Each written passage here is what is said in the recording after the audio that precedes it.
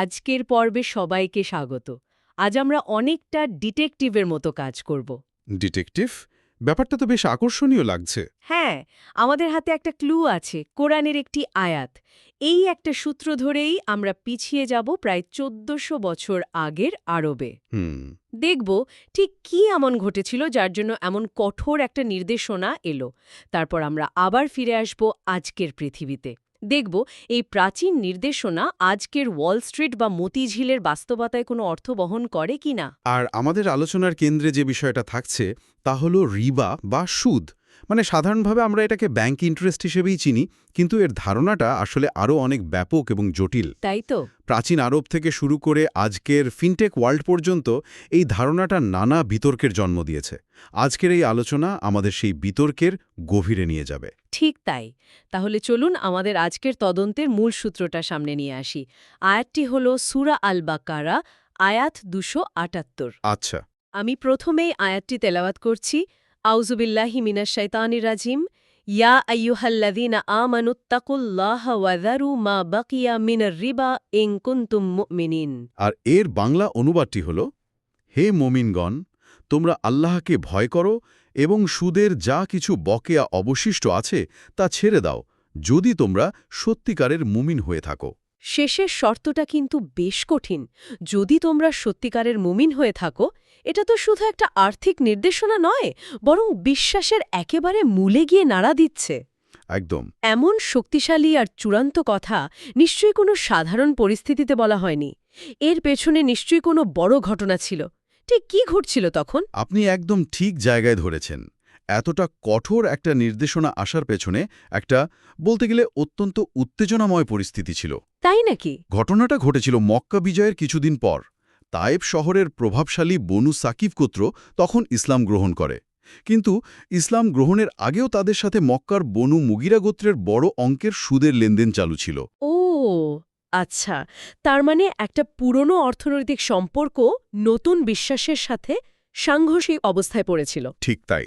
ইসলাম গ্রহণের পরও বনু সাকিফ গোত্র তাদের পুরনো চুক্তির দোহাই দিয়ে বকেয়া সুদের টাকা দাবি করতে থাকে। কিন্তু বনু মুগিরা তো তখন মুসলিম। হ্যাঁ, বনু মুগিরা, যারা আগে ইসলাম গ্রহণ করেছিল, তারা বলে যে ইসলামে সুদ হারাম, তাই তারা আসল টাকা ফেরত দেবে, কিন্তু সুদ দেবে না। বোঝাই যাচ্ছে একটা বড় বিবাদ তৈরি হয়েছিল। বিষয়টা নিয়ে দুই গোত্রের মধ্যে বিবাদ চরমে ওঠে এবং তার সমাধানের জন্য তৎকালীন মক্কার গভর্নর বিষয়টি মহানবী সাল্লাল্লাহু আলাইহি সাল্লামের কাছে পাঠান। তার মানে এটা একটা বাস্তব সংকট ছিল, যার জন্য একটা চূড়ান্ত ঐশ্বরিক সমাধান দরকার ছিল। একদম।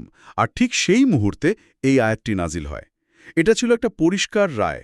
ইসলাম গ্রহণের পর পুরনো সব বকেয়া সুদ বাতিল। শুধু মূলধন ফেরত পাবে? হ্যাঁ, তোমরা শুধুমাত্র তোমাদের মূলধন ফেরত পাবে, এর বেশি এক পয়সাও নয়। সমস্ত দ্বিধা, সমস্ত তর্ক এই একটি আয়াতের মাধ্যমে শেষ করে দেওয়া হলো। কিন্তু শুধু আইন ঘোষণা করলেই তো হয় না, মানুষকে তো মানতে উদ্বুদ্ধ করতে হয়, বিশেষ করে যখন টাকার প্রশ্ন জড়িত। তিনি নিজে কি কোনো উদাহরণ তৈরি করেছিলেন যা সবার জন্য একটা বার্তা হিসেবে কাজ করে? অসাধারণ প্রশ্ন। এখানেই তো নেতৃত্বের আসল পরিচয় ফুটে ওঠে। মহানবী সাল্লাল্লাহু আলাইহি সাল্লাম শুধু আইনটি জানিয়েই ক্ষান্ত হননি, তিনি এটিকে প্রতিষ্ঠা করার জন্য এক ঐতিহাসিক পদক্ষেপ নেন। কি করেছিলেন তিনি? তার জীবনের শেষ ভাষণ, অর্থাৎ বিদায় হজের ভাষণে লক্ষ লক্ষ মানুষের সামনে তিনি ঘোষণা করেন, জাহিলি যুগের সব সুদ আজ আমার পায়ের নিচে পিষ্ট হল, অর্থাৎ বাতিল হল। সর্বপ্রথম আমি আমার চাচা আব্বাস ইবনে আব্দুল মুত্তালিবের সুদের পাওনা বাতিল ঘোষণা করলাম। নিজের পরিবার থেকে শুরু করা, এটা তো একটা অবিশ্বাস্য শক্তিশালী বার্তা। অবশ্যই। এর মানে হল এই আইন সবার জন্য সমান, কোনো ভেদাভেদ নেই। এখানে সততা ক্ষমতার চেয়েও বড়। আপনি মূল বিষয়টা ধরেছেন। এটা ছিল আদর্শের এক মূর্ত প্রতীক। তিনি দেখিয়ে দিলেন যে আল্লাহর আইন বাস্তবায়নের ক্ষেত্রে ব্যক্তিগত বা পারিবারিক সম্পর্ক কোনো ছাড় পাবে না। এই ঐতিহাসিক প্রেক্ষাপটটা জানার পর আয়াতের শব্দগুলো এখন আরও জীবন্ত লাগছে। চলুন এবার আয়াতের মূল কাঠামোতে ফিরে যাই। আমার মনে হচ্ছে আয়াতটিকে ৩টি ভাগে ভাগ করে দেখলে এর গভীরতা আরও ভালোভাবে বোঝা যাবে। হ্যাঁ, ঠিক তাই। প্রথম অংশটি হল, হে মুমিনগণ, তোমরা আল্লাহকে ভয় করো। লক্ষ্য করুন, সুদের মতো একটি খালেস অর্থনৈতিক আলোচনার শুরুতে আল্লাহ কোনো আর্থিক যুক্তি বা লাভ ক্ষতির হিসাব দিচ্ছেন না। তিনি শুরুই করছেন তাকওয়া বা আল্লাহভীতির কথা দিয়ে। তার মানে অর্থনৈতিক সিদ্ধান্ত নেওয়ার আগে নিজের ভেতরের আধ্যাত্মিক কম্পাসটা ঠিক করে নিতে বলা হচ্ছে। ব্যাপারটা শুধু নিয়ম মানা নয়, বরং কার ভয় নিয়মটা মানছি সেটাই আসল। একদম। কারণ অন্তরে যদি আল্লাহর ভয় না থাকে তবে টাকার লোভ ত্যাগ করা প্রায় অসম্ভব। এই অংশটি সুদখোরকে মনে করিয়ে দেয় যে তোমার সম্পদ কমে যাওয়ার ভয়টা যেন আল্লাহকে হারানোর ভয়ের চেয়ে বড় না হয়ে যায়। বেশ, এরপর দ্বিতীয় অংশ, সুদের যা কিছু অবশিষ্ট আছে তা ছেড়ে দাও। এখানে অবশিষ্ট আছে বা বকেয়া শব্দটা আমার কাছে খুব গুরুত্বপূর্ণ মনে হচ্ছে। এর মানে কি এই যে আগে যা হয়ে গেছে তা নিয়ে ঘাটাঘাটি করতে নিষেধ করা হচ্ছে? আপনি একেবারে মূল পয়েন্টে পৌঁছেছেন। এখানে একটা অসাধারণ প্রায়োগিক হিকমত রয়েছে। আল্লাহ বলছেন না যে অতীতে যা সুদ নিয়েছ সব ফেরত দাও। কারণ সেটা তো কঠিন, হয়তো অসম্ভবও। হ্যাঁ, কারণ সেটা হয়তো খরচ হয়ে গেছে, মানুষের জীবনে মিশে গেছে, এবং তা ফেরত দেওয়া প্রায় অসম্ভব। তিনি বলছেন ক্লিন স্লেট, অতীতকে মুছে দিয়ে বর্তমান থেকে একটা পরিষ্কার খাতা খোলো। যা বকেয়া আছে, পাওনা আছে, সেই অধ্যায়টা আজই বন্ধ করে দাও। এটা তো এক ধরনের ক্ষমার মতো শোনাচ্ছে। অতীত ভুলের জন্য অপরাধবোধে না ভুগে বর্তমান থেকে নিজেকে শুধরে নেওয়ার একটা সুযোগ দেওয়া হচ্ছে। ঠিক তাই। আর এর পরেই আসছে তৃতীয় এবং সবচেয়ে শক্তিশালী অংশটি, যদি তোমরা মুমিন হয়ে থাকো। হ্যাঁ, এই অংশটা সত্যি খুব শক্তিশালী। সরাসরি চ্যালেঞ্জ। আল্লাহ এখানে ইমানের অস্তিত্বকে সুদের সম্পর্ক ত্যাগের সাথে জুড়ে দিচ্ছেন। তার মানে বিষয়টা এমন যে একদিকে ইমানের দাবি, আরেকদিকে সুদের ব্যবসা, এই দুটো একসাথে চলতে পারে না। ঠিক, এটা একজনের জন্য আত্মপরিচয়ের সংকট বা আইডেন্টিটি ক্রাইসিস তৈরি করে। তাকে বেছে নিতেই হবে সে কোনটা চায়। আল্লাহ বলছেন, যদি নিজেদের মুমিন বলে দাবি করো তবে এই মুহূর্তে সুদ ছাড়ো। এটা ইমানের এক কঠিন পরীক্ষা। এই ঐতিহাসিক প্রেক্ষাপট আর তাত্ত্বিক বিশ্লেষণ শোনার পর আমার মাথায় একটা প্রশ্ন ঘুরছে। বলুন। ধরা যাক একজন শ্রোতা এই মুহূর্তে কথাগুলো শুনছেন এবং তার একটা ইন্টারেস্ট ভিত্তিক লোন বা সেভিংস অ্যাকাউন্ট আছে। তার মনে হতে পারে, বা কথাগুলো তো খুব আদর্শ, কিন্তু আমি কালকে থেকে কি করব? এই প্রায়োগিক দিকটা নিয়ে কি আমরা কিছু ভাবতে পারি? অবশ্যই, কারণ এই নির্দেশনাগুলো কাল্পনিক নয়, বরং বাস্তব জীবনে প্রয়োগের জন্যই দেওয়া হয়েছে। চলুন কয়েকটি বাস্তব উদাহরণ দেখি। হ্যাঁ, সেটা খুব ভালো হয়। ১ নম্বর, ব্যাংকের সুদ। বেশিরভাগ মানুষের সঞ্চয় অ্যাকাউন্টে বাৎসরিক কিছু সুদ জমা হয়। করণীয় হল এই টাকাটা নিজে কোনোভাবেই ব্যবহার না করা। তাহলে টাকাটা দিয়ে কি করবে? কোনো সওয়াবের আশা না করে শুধু দায়িত্বমুক্ত হওয়ার জন্য টাকাটা গরিব দুঃখীকে দিয়ে দেওয়া, এবং যত দ্রুত সম্ভব নিজের অ্যাকাউন্টটিকে সুদমুক্তে বা ইসলামিক অ্যাকাউন্টে পরিবর্তন করা। আচ্ছা। আর ২ নম্বর উদাহরণটি ব্যক্তিগত সম্পর্কের ক্ষেত্রেও খুব প্রাসঙ্গিক হতে পারে, তাই না? হ্যাঁ, যদি আপনি কাউকে সুদের শর্তে ঋণ দিয়ে থাকেন, তবে তওবা করার পর তাকে ফোন করে বা দেখা করে বলুন, ভাই, আমার শুধু আসল টাকাটা ফেরত দিলেই চলবে, বাড়তি কোনো টাকা দিতে হবে না। এটা নিজের অনুশোচনার একটি বাস্তব প্রমাণ। এবং সম্পর্ককেও সুন্দর করে। ঠিক। আর ডিপিএস বা ফিক্সড ডিপোজিটের ক্ষেত্রেও একই নিয়ম। মেয়াদ শেষে যে অতিরিক্ত মুনাফা আসবে তা ভোগ না করা, যত দ্রুত সম্ভব এই স্কিমগুলো বন্ধ করে শরিয়া সম্মত কোনো বিনিয়োগে, যেমন ইসলামিক মিউচুয়াল ফান্ড বা ব্যবসায়, রূপান্তর করা। আর যারা ঋণের জালে আটকে আছেন, যেমন ধরুন এনজিও বা মহাজনী ঋণ। চতুর্থত, তাদের জন্য প্রথম কাজ হল যত দ্রুত সম্ভব সেই ঋণ শোধ করে দেওয়া। প্রয়োজনে অন্য কোনো হালাল উৎস থেকে কর্জ করে হলেও সুদের চক্র থেকে বেরিয়ে আসা এবং আল্লাহর কাছে তওবা করে প্রতিজ্ঞা করা যে ভবিষ্যতে এমন লেনদেনে আর জড়াবেন না। ৫ নম্বর পয়েন্টটা আজকের ব্যবসায়িক পরিবেশে পালন করাটা বেশ কঠিন মনে হচ্ছে। হ্যাঁ, কিন্তু এখানেই তো আসল পরীক্ষা। পঞ্চমত, ব্যবসায়িক অংশীদারিত্ব। আপনার পার্টনার হয়তো ব্যবসার প্রসারের জন্য সুদে লোন নিতে চাইল। এখানে আপনাকে স্পষ্টভাবে না বলতে হবে। কিন্তু তাতে তো ব্যবসায়িক ক্ষতিও হতে পারে। প্রয়োজনে সাময়িক লোকসান মেনে নিতে হবে, কিন্তু হারামের সাথে আপোস করা যাবে না। এটাই তাকওয়ার বাস্তব পরীক্ষা। ৬ নম্বর উদাহরণটা আমাদের ইবাদতের বিশুদ্ধতা নিয়ে, তাই না? ঠিক। সুদের অপবিত্র টাকা দিয়ে মসজিদ নির্মাণ, মাদ্রাসায় দান বা কুরবানির মতো পবিত্র কাজ করা যাবে না, কারণ আল্লাহ পবিত্র এবং তিনি অপবিত্র কোনো কিছু গ্রহণ করেন না। এটা অনেকটা ময়লা পানিতে অজু করার মতো। বোঝা গেল। আর শেষ পয়েন্টটা? আর সবশেষে ৭ নম্বর, পেশা নির্বাচন। পরিবারের চাপ বা সামাজিক প্রতিষ্ঠা যাই থাকুক না কেন, জেনে বুঝে সুদের সাথে সরাসরি জড়িত কোনো প্রতিষ্ঠানে, যেমন প্রচলিত ব্যাংক বা ইন্স্যুরেন্স কোম্পানিতে চাকরি গ্রহণ না করা। এই উদাহরণগুলো সত্যি খুব পরিষ্কার এবং কার্যকরী, কিন্তু একটা বিষয় আমাকে ভাবাচ্ছে। আধুনিক অর্থনীতির দৃষ্টিকোণ থেকে দেখলে সুদকে তো অর্থনীতির চালিকা শক্তি হিসেবে দেখা হয়।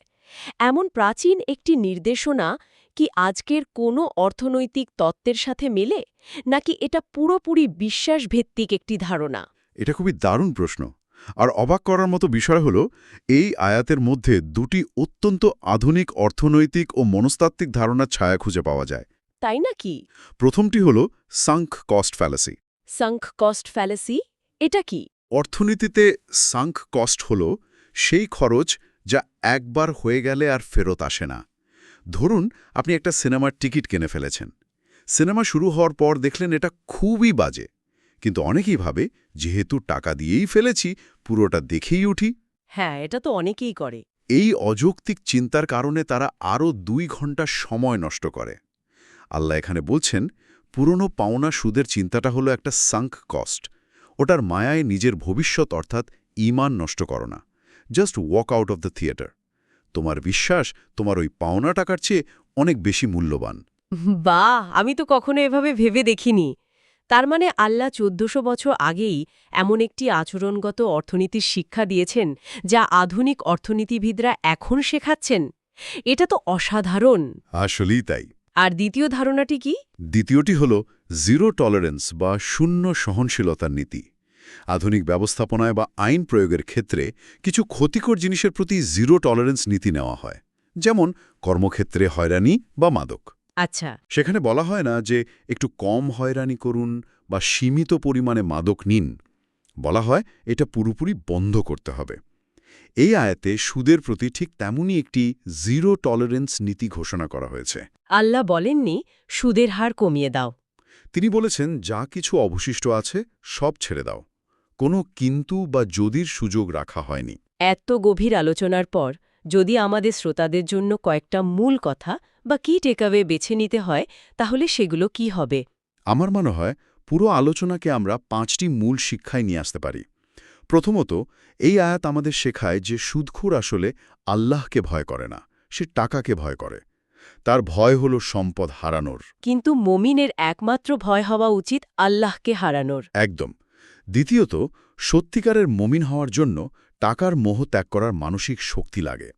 সম্পদ অর্জন করা দোষের নয়, কিন্তু সেই সম্পদের মোহ যদি আল্লাহর নির্দেশকে অমান্য করায়, তবে তা ঈমানের জন্য ধ্বংসাত্মক। তৃতীয় শিক্ষাটিও খুব শক্তিশালী। হ্যাঁ। তৃতীয়ত, হারামের ওপর ভিত্তি করে গড়ে ওঠা সম্পদ অনেকটা আগুনের শিখার মতো। দেখতে হয়তো উজ্জ্বল, কিন্তু তা ধীরে ধীরে জীবনের শান্তি ও বরকত পুড়িয়ে ছাই করে দেয়। চতুর্থটা কি? চতুর্থত, আল্লাহর নির্দেশের সামনে আমার ক্ষতি হয়ে যাবে বা ব্যবসা চলবে না, এই ধরনের যুক্তি মূল্যহীন। বনু সাকিফ গোত্র ভাবতে পারত যে তাদের অর্থনৈতিক ক্ষতি হচ্ছে, কিন্তু আল্লাহর আদেশের পর আর কোনো যুক্তির স্থান থাকে না। এবং শেষ শিক্ষাটি হল অনুশোচনা নিয়ে। একদম। পঞ্চমত, তৌবা বা অনুশোচনা হতে হবে তাৎক্ষণিক এবং শর্তহীন। সুদ ছাড়ার জন্য কোনো শুভ দিন বা ভালো সময়ের অপেক্ষা করা যাবে না। ভুল বোঝার মুহূর্তটিই হল সঠিক সময়। কোনো শর্ত ছাড়াই তা ছেড়ে দিতে হবে। আজকের আলোচনার সার কথা তাহলে এটাই দাঁড়ায় যে যদি কেউ নিজেকে বিশ্বাসী মনে করেন, তবে সুদের খাতা আজই বন্ধ করতে হবে। বকেয়া সুদের টাকা ছেড়ে দেওয়াটা আপাত দৃষ্টিতে লোকসান মনে হলেও ঈমান বাঁচানোর জন্য এটাই সবচেয়ে বড় লাভ। ঠিক, আল্লাহকে ভয় করলে তিনি অবশ্যই উত্তম এবং হালাল রিজিকের ব্যবস্থা করে দেবেন। আর আমি শেষ করার আগে শ্রোতাদের জন্য একটি প্রশ্ন রেখে যেতে চাই। অবশ্যই। এই আয়াতটি আমাদের বকেয়া সুদ ছেড়ে দেওয়ার মতো একটি র্যাডিক্যাল বা বৈপ্লবিক নির্দেশ দেয়। এটি আমাদের একটি গভীর প্রশ্নের মুখোমুখি করে। এমন এক পৃথিবীতে যেখানে প্রায় সব অর্থনৈতিক ব্যবস্থা সুদের ওপর ভিত্তি করে দাঁড়িয়ে আছে, সেখানে শুধুমাত্র নিজের জন্য নয়, বরং একটি পুরো সম্প্রদায়ের জন্য একটি ক্লিন স্লেট তৈরি করার প্রকৃত অর্থ কী? এই একটি নীতি আধুনিক অর্থব্যবস্থার ভিত্তিকে কিভাবে চ্যালেঞ্জ করে, এই প্রশ্নটি নিয়ে ভাবার অবকাশ রইল।